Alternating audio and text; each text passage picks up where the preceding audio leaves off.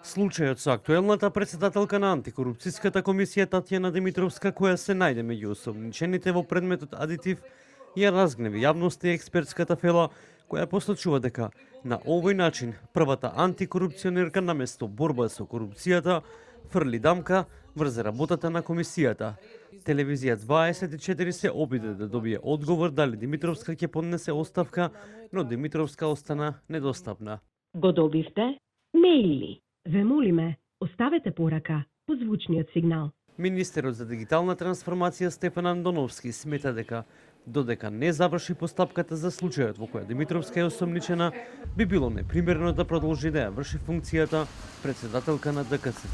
Сметам дека додека не заврши постапката во обвинителството, а потоа и во судот, многу е непримерено да се продолжи да функционира тоа лице на таа позиција која што има.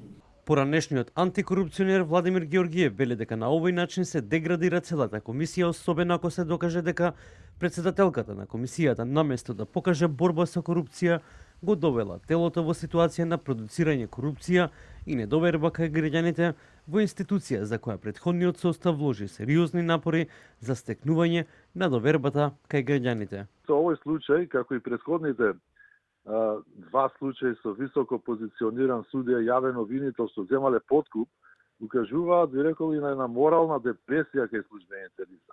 А сепак најлоша е корупција токму кај оние што се надлежни да се борат против неа. Така и Државната комисија за спречување корупција, доколку ова се покаже дека е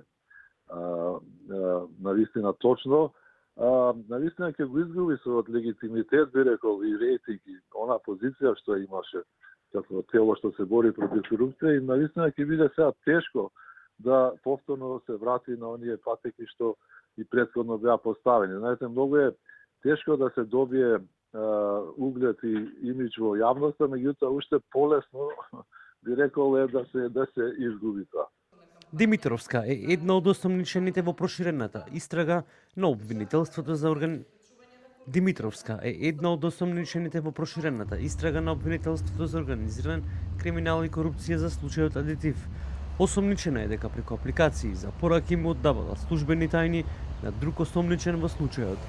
Од ДКСК вчера преку соопштение посочија дека ќе продолжат да функционираат согласно закон, но и дека како институција остануваат транспарентни и отворени за јавноста и за соработка со надлежните органи.